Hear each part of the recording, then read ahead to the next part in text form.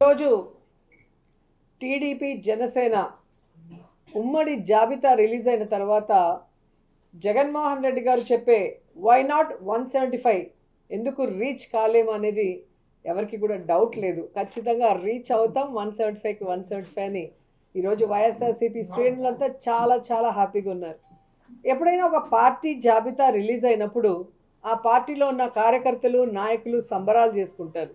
అదేంటో కానీ టీడీపీ జనసేన జాబితా విడుదల చేసిన తర్వాత టీడీపీ జనసేన కార్యకర్తలు నాయకులు ఏడుస్తుంటే వైఎస్ఆర్సీపీ కార్యకర్తలు నాయకులు డబుల్ హ్యాపీగా సంబరాలు చేసుకుంటున్నారు.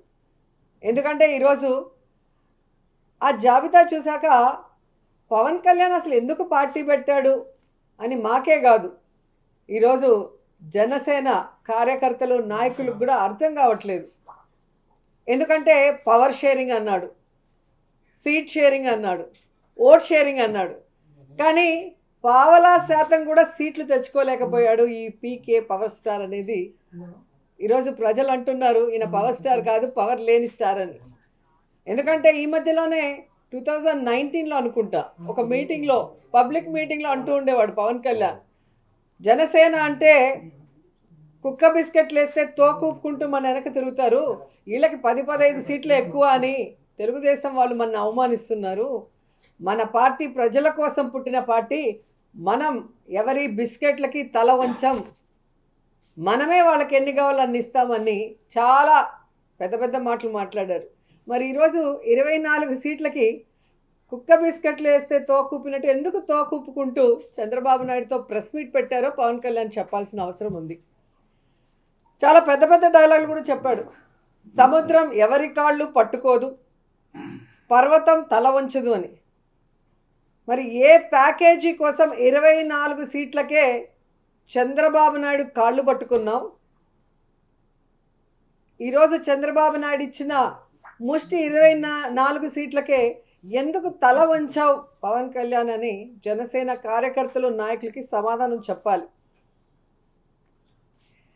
నిజంగా ఎంత బాధాకరం అంటే,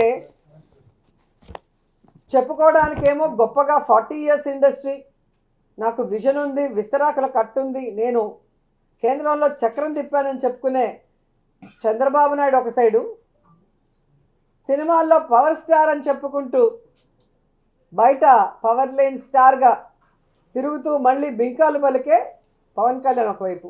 వీళ్ళిద్దరికీ బాగా అర్థమైపోయింది, మనకి బలం లేదు, జగన్మోహన్ రెడ్డి గారిని మనం ఓడించే పరిస్థితి లేదు, కాబట్టి మనం ఎలాగైనా పొత్తు పెట్టుకొని జగనన్నని దించాలి అన్న ఆలోచనతోనే ఈ పొత్తుల కార్యక్రమానికి స్టార్ట్ చేశారు.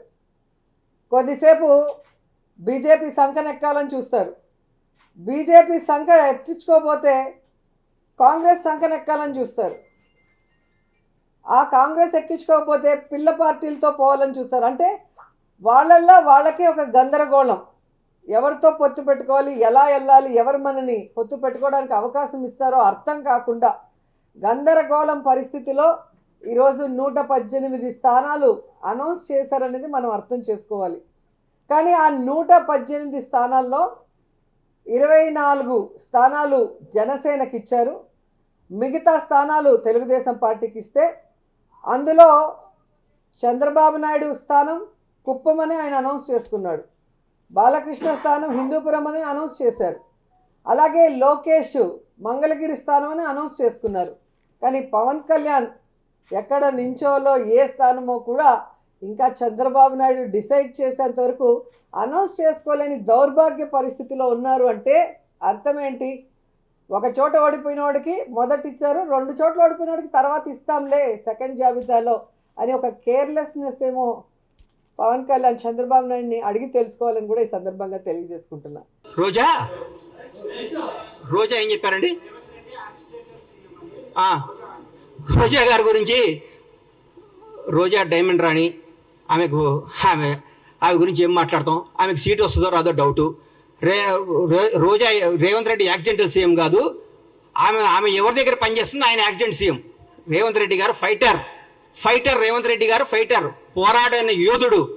భారతదేశంలో ఇట్లాంటి యోధులు చాలా తక్కువ మంది ఉంటారు. ఈయన యోధుడు, ఈయన పోరాడి కష్టపడి తనేందో నిరూపించుకొని ముఖ్యమంత్రి పదవి తెచ్చుకున్నాడు. యాక్సిడెంటల్ సీఎం అయితే నాన్నగారు చనిపోతేనో, నాన్నగారు వారసత్వం వస్తేనో, ఇంకోటి వస్తేనో, నీలాగా పులుసు వండి పెడితేనే వస్తుంది. నువ్వు పులుసు వండి పెట్టావు కాబట్టి నువ్వు పులుసు పాపవు. నువ్వు వదిలేయి. నువ్వు రేపో మాపో మాజీ అవుతావు. ఆ మాజీ ఈ మాజీ కలిసి పెట్టి ఇక్కడ వచ్చి జబర్దస్త్ ప్రోగ్రామ్ చేసుకుంటా, పగల జబర్దస్త్ షూటింగ్, నైట్ పూట ఏమో మాజీలు కలిసి తాజాగా కేజీలు తెచ్చుకొని పులుసు వండుకొని పెట్టుకోను. అంతేగాని మా ముఖ్యమంత్రి అనే స్థాయి నీది కాదమ్మా తల్లి. నువ్వు నీ స్థాయి కాదు. నువ్వు ఐటెం రానివి. నువ్వు ఐటెంలానే ఉండు.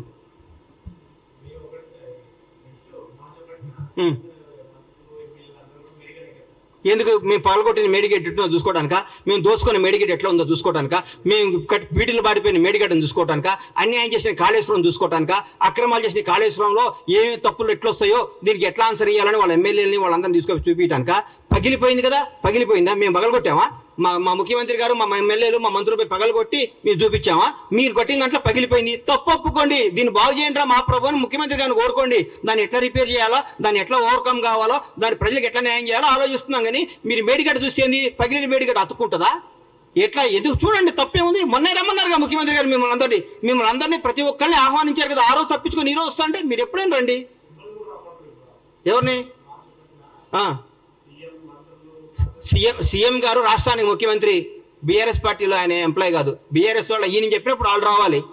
చెప్పండి, రోజు ముఖ్యమంత్రి గారు టైం తీసుకోండి. ముఖ్యమంత్రి గారు వాళ్ళని తీసుకుని పోతారు. మళ్ళా చూపిస్తారు. మా ప్రజాప్రతినిధులు అందరూ మా ముఖ్యమంత్రి గారి నేతృత్వంలో అందరిని తీసుకుని పోతారు. మీరు టైం చెప్పే ఎందుకు రారు? మార్చి 1వ తారీఖు పని ఉందని చెప్తాం కాదు కదా. ఒకరోజు టైం పెట్టుకోండి.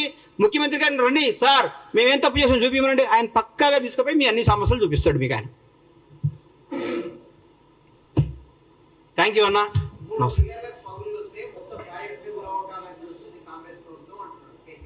అన్నా ఒకటి గుర్తుపెట్టుకున్నా, ఒంట్లో ఒక ఏళ్ళకు షుగర్ వస్తే కాలు తీసేయరు, ఆ ఏళ్ళు తీసేస్తారు. ప్రాజెక్ట్ ఏం కూలగొట్టాలని చూడలేదు, దాన్ని రిపేర్ చేస్తే ఆ ఏళ్ళు తీసేస్తే పెరగకుండా చూస్తున్నారు. ఆ 3 పిల్లలతో బాగవుతుందని, 3 పిల్లలు బాగు చేస్తే బాగొద్దని వాళ్ళు రాసిమనండి. రేపొద్దున పెద్ద విపత్తు వస్తే కూడా మాదే బాధ్యతను రాసిమనండి.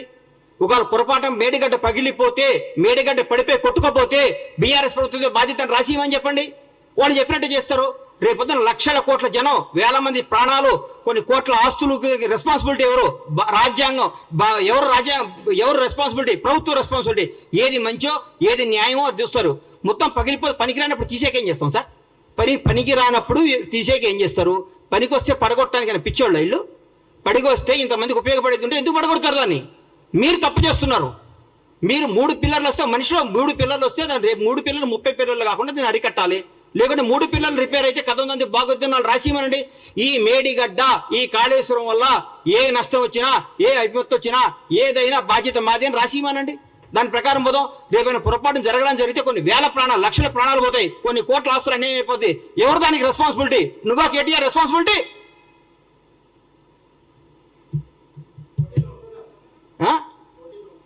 మా ముఖ్యమంత్రి గారు ఏం చెప్తే అది, మా పార్టీ ఏది ఆశిస్తుంది. నేను రేవంత్ రెడ్డి గారు ముఖ్యమంత్రి అవడం, కాంగ్రెస్ పార్టీ అధికారం అవడంలో చాలా హ్యాపీగా ఉన్నా. మా పార్టీ ఏది ఇస్తే అది, కార్యకర్తగా సంతోషంగా ఉన్నా. రాబోయే 10 ఏళ్ళు కాంగ్రెస్ పార్టీ అధికారంలో ఉండాలని నేను చూసుకుంటున్నా. కాంగ్రెస్ పార్టీ అధికారంలో ఉంటుందని ఆశపడుతున్నా. బ్రహ్మాండంగా ఉంటుంది. బ్రహ్మాండంగా చేస్తాను మీ అందరికీ హామీ ఇస్తున్నా.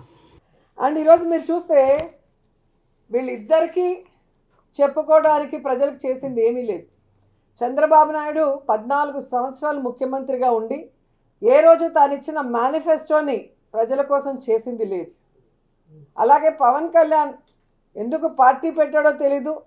తాను అధికారంలోకి వస్తే ఏం చేస్తానో ఇంతవరకు చెప్పింది లేదు.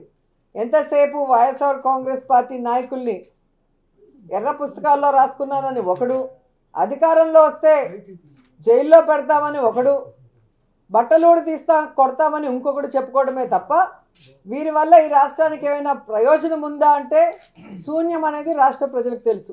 కానీ తెలుగుదేశం పార్టీ వాళ్ళు చూస్తే ఈరోజు మేము రాష్ట్ర భవిష్యత్తు కోసమే ఈ పొత్తు పెట్టుకున్నాము అంటుంటే అందరూ కూడా నవ్వుకుంటున్నారు. ఎందుకంటే చంద్రబాబు నాయుడు ముఖ్యమంత్రిగా 3 సార్లు చేశాడు. ఈ 3 సార్లలో రాష్ట్ర భవిష్యత్తుని ఎప్పుడైనా కాపాడా అనేది ఈ రాష్ట్ర ప్రజలు ఒకసారి ఆలోచించాలి. ముఖ్యంగా రాష్ట్రం విడిపోయిన తర్వాత అనుభవం ఉంది అని చెప్పి మళ్ళీ చంద్రబాబు నాయుడికి అధికారం ఇస్తే పోనీ రాష్ట్ర భవిష్యత్తుని ఏమైనా కాపాడా? రాష్ట్రాన్ని అప్పుల్లో ముంచేశాడు. రాష్ట్రాన్ని సర్వనాశనం చేశాడు. రాష్ట్ర ప్రజల డబ్బుని దోచుకొని స్కామ్ల ద్వారా దాచుకున్నాడే తప్ప ఈ రాష్ట్రానికి ఎప్పుడైనా మంచి చేశాడా అనేది ఈ రాష్ట్ర ప్రజలందరూ కూడా ఈరోజు గుర్తు తెచ్చుకుంటున్నారు. ఎందుకంటే ఈ రాష్ట్ర విభజన తర్వాత చంద్రబాబు నాయుడు ఈ రాష్ట్రానికి చేసింది ఏంటయ్యా అంటే ప్యాకేజీ కోసం ప్రత్యేక హోదాను తాకట్టు పెట్టేశాడు. కమిషన్ల కోసం, కాంట్రాక్ట్ల కోసం పోలవరాన్ని తాకట్టు పెట్టేశాడు. రియల్ ఎస్టేట్ వ్యాపారం కోసం అమరావతిని తాకట్టు పెట్టేశాడు. ఓటుకి నోటు కేసులో దొంగలా దొరికిపోయి ఉమ్మడి రాజధానిని కేసీఆర్ గారికి తాకట్టు పెట్టి దొంగలా అర్ధరాత్రిలో పారిపోయి వచ్చాడు. మరి ఈరోజు ఏమీ తెలియనట్టు లేదా ప్రజల అమాయకులు మర్చిపోయి ఉంటారు అనుకున్నాడో ఏమో కానీ రాష్ట్ర భవిష్యత్తు కోసం మేము పొత్తు పెట్టుకున్నామంటుంటే ఈ ఆంధ్రప్రదేశ్ రెండు ముక్కలు అవ్వటానికి, ఈ ఆంధ్రప్రదేశ్ అప్పుల్లో కూరుకుపోవడానికి, ఈ ఆంధ్రప్రదేశ్ని నాశనం చేసింది చంద్రబాబు నాయుడు, పవన్ కళ్యాణ్ అన్నది 5 కోట్ల మంది ప్రజలకి బాగా గుర్తుంది అన్న విషయం వీళ్ళు తెలుసుకోవాలి. అండ్ ఈరోజు మీరు చూస్తే ముఖ్యంగా కాపు సోదరులందరూ కూడా మేల్కొన్నారని నాకు అనిపిస్తుంది. ఎందుకంటే వంగవీటి రంగాన్ని చంపిన తెలుగుదేశం పార్టీ, అలాగే ముద్రగడ పద్మనాభం గారిని అవమానించిన తెలుగుదేశం పార్టీ, ముద్రగడ పద్మనాభం భార్యని, కోడల్ని బూతులతో తిట్టి వాళ్ళ కొడుకుని ఎలా కొట్టి పోలీసులు లాక్కు వెళ్ళారో చూసిన సోదరులు, అలాగే తుని ఘటనలో కాపు సోదరులు, కాపు యువకుల మీద తప్పుడు కేసులు పెట్టిన తెలుగుదేశం పార్టీతో ముఖ్యంగా ఈ పవన్ కళ్యాణ్ పొత్తు పెట్టుకోవటం అనేది, అది కూడా ముష్టి 24 సీట్ల కోసం కాపుల ఆత్మగౌరవాన్ని చంద్రబాబు నాయుడు గారి కాళ్ళ దగ్గర తాకట్టు పెట్టడం అనేది జీర్ణించుకోలేకపోతున్నారు. అలాగే పవన్ కళ్యాణ్ మీటింగ్లో సీఎం సీఎం అని అరిచే ఆ పిచ్చి జన సైకోలకి ఈరోజు ఆ తల ఎక్కడ పెట్టుకోవాలో కూడా అర్థం కాని పరిస్థితి. ఎందుకంటే పవన్ కళ్యాణ్ అనేవాడు ఎప్పుడూ కూడా పొలిటికల్ లీడర్గా పనికిరాడు. అతనికి రాష్ట్రం మీద అవగాహన లేదు, ప్రజల మీద ప్రేమ లేదు, పార్టీ కార్యకర్తలు నాయకుల మీద గౌరవం లేదు అన్న విషయం నేను అనేక సందర్భాల్లో చెప్పాను. ఎందుకంటే ఒక కార్యకర్త, ఒక నాయకుడు గౌరవంగా ఉండాలి అంటే అది వైఎస్ఆర్ కాంగ్రెస్ పార్టీలో జగనన్న నాయకత్వంలోనే కుదురుతుంది. సొంత జెండా, సొంత అజెండాతో ప్రజలకి మంచి చేస్తూ నేను వైఎస్ఆర్ కాంగ్రెస్ పార్టీ నాయకుడిని, నేను వైఎస్ఆర్ కాంగ్రెస్ పార్టీ కార్యకర్తని అని గర్వంగా చెప్పుకునే విధంగా, కాలర్ ఎగరేసి గ్రామాల్లో వార్డులో తిరిగే విధంగా ఈరోజు జగన్మోహన్ రెడ్డి గారు ఇచ్చిన మాటకి కట్టుబడి పరిపాలిస్తుంటే తెలుగుదేశం వాళ్ళు, జనసేన వాళ్ళు గ్రామాల్లో వార్డుల్లోకి వెళ్ళటానికి కూడా భయపడే పరిస్థితి. ఎందుకంటే చంద్రబాబు నాయుడుకి ఏ రోజు కూడా చెప్పిన మాట మీద నిలబడలేదు, ఇచ్చిన మేనిఫెస్టోకి కట్టుబడి ప్రజలకి చేయలేదు. అలాగే పవన్ కళ్యాణ్ ఎప్పుడు ఏం మాట్లాడతాడో ఆయన పార్టీ పెట్టిన రోజు నుంచే మీరు చూస్తే అర్థమవుతుంది.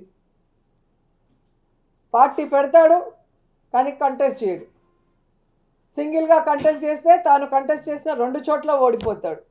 ఇప్పుడు బీజేపీతో పొత్తులో ఉన్నాను ఎన్డీఏలో అంటాడు, ఇక్కడేమో బీజేపీతో సంబంధం లేకుండా తెలుగుదేశం పార్టీతో పొత్తు పెట్టుకోవడం చూస్తుంటే ఇతనికి